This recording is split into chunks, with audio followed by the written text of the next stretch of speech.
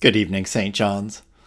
Over the course of my years at our parish, there's one thing that I've discovered is quite ubiquitous amongst us, and that's there's a lot of you who don't sleep well at night. It's not to say that this church is full of anxiety and distress. It's just that, for various reasons, 3 o'clock in the morning is a time of great wakefulness, and this isn't unique to our parish. It's true of our human species that 3 o'clock is kind of a waking hour.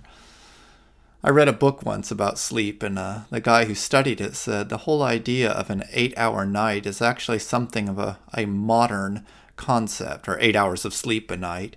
He said that it's really been only since the advent of electricity, because when electricity came along, we started staying up later and later, so that we went to bed later and we were getting 8 hours of sleep. But before that, he said what was normative, you go to bed soon after it's dark, because it's dark. And that the human body, its natural rhythm is to sleep for about 4 hours, wake up for an hour or so, and go back to sleep for another 4 hours. So when we're having that 3 o'clock wakefulness, that's just nature being nature. And what this guy shared was how his study of different religious traditions showed that it's any religious tradition that has set hours of prayer throughout the day, that the one that happens around 3 o'clock in the morning is often the most mystical time. And that makes sense. The dark is a different way of seeing things. When you can't see, you see with your spirit. This man actually goes for walks in the dark without any flashlight. He just likes to walk in the dark. I know for myself I think differently at night. There's not an urgency of time like there is during the day, one thing following another. That 3 o'clock break is quite spacious without boundary. Sometimes it's distressing, other times it could be mystical.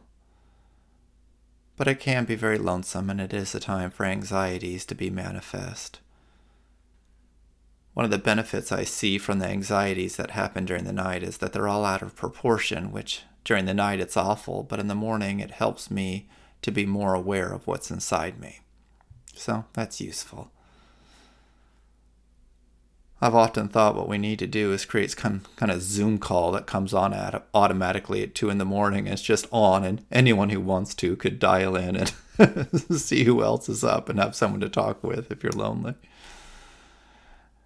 But this whole idea of night wakefulness, rather than seeing being awake as the enemy, it's possible that you could say, okay, how might I see differently?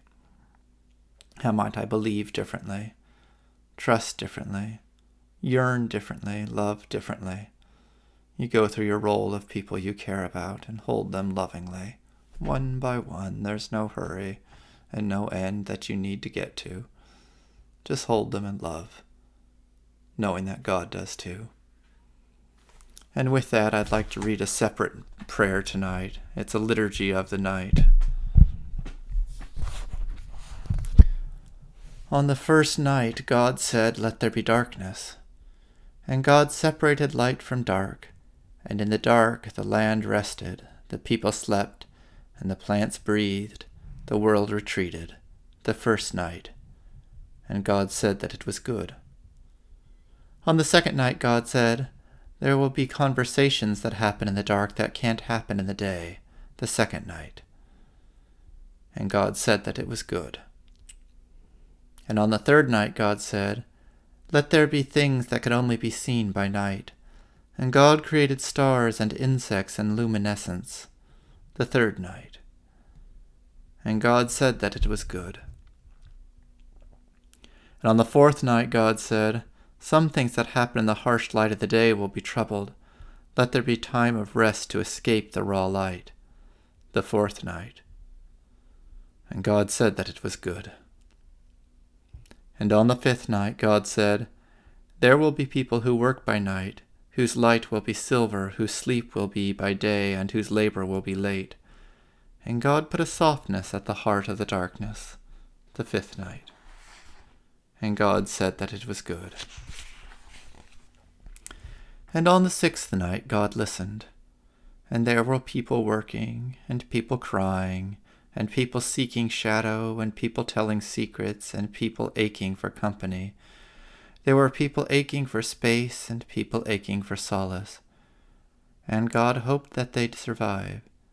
And God made twilight, and shafts of green to hang from the dark skies, small comforts to accompany the lonely, the joyous, the needy, and the needed.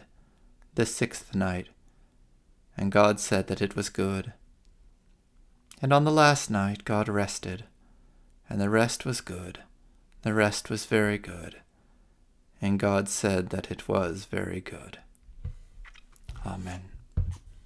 Good night, Gig Harbor.